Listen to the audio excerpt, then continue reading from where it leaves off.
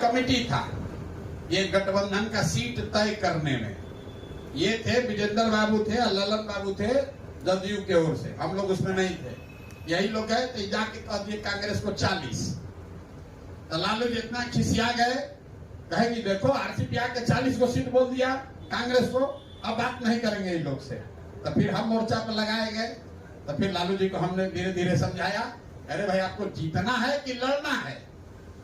इतना बड़ा मेरा दल है, हम कैसे 100 को लड़ेंगे? हम बोले आप बताइए जीतना है कि लड़ना है? तो अपना दल है 243 को लड़ जाइए ना, कम से कम 80 को सीट हमको जीतना है।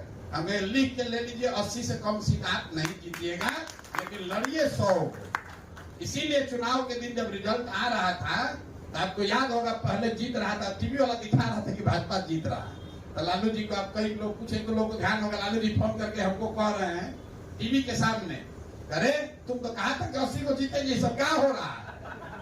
जब 80 को जीत गए तो कहें देखिए हम लोग का दल कितना मजबूत है, हम लोग 80 जीते, जदयू वाला तो 72 ही जीत। जदयू 72 इसलिए जीता कि हम लोग अपना अच्छा सीट भी लालू जी को दिए कि नहीं जीतना चाहिए। कांग्रेस जीवन में कभी 28 को सीट नहीं जीता है 35 साल में। 40 में 28 सीट कांग्रेस जीत कर आया, तो उनका दम है कि 28 को सीट जीत जाएंगे, अपने दम पर जीत गए थे।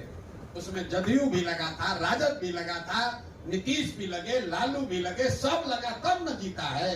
कोई एक व्यक्ति किसी को नहीं जिता सकता है। जीतने के बाद राहुल गांधी दिल्ली में खड़ा होकर रहा कि बड़ा गठबंधन बना दिए, सब जीत गए। अरे भाई राहुल गांधी तो आया ही नहीं था एक बार। तो सेहरा बांधने वाले बहुत लोग होते हैं। रात दिन की मेहनत थी, कार्यकर्ताओं का संकल्प था, जदयू के लोग थे, उनका ये मानना था भैया नीतीश जी को मुख्यमंत्री बनाना है। तो वोट ट्रांसफर जो है जदयू का एक एक वर्कर लगकर लगा, सीट लालू जी को बढ़िया मिला था, इसलिए 2 को 4 को ज्यादा जीत गए। और जीते तो उससे कोई नुकसान नहीं, हम लोग का काम नहीं था। हमारा ये कहना है कि जब हम लोग साथ में लड़ रहे हैं तो कभी हम और आरसीपी बाबू ये नहीं सोच रहे हैं कि कैसे 2 को कांग्रेस का कम कर दें कि लालू का कम कर दें। ईमानदारी से हमको गठबंधन को जिताना था और गठबंधन को जिताया।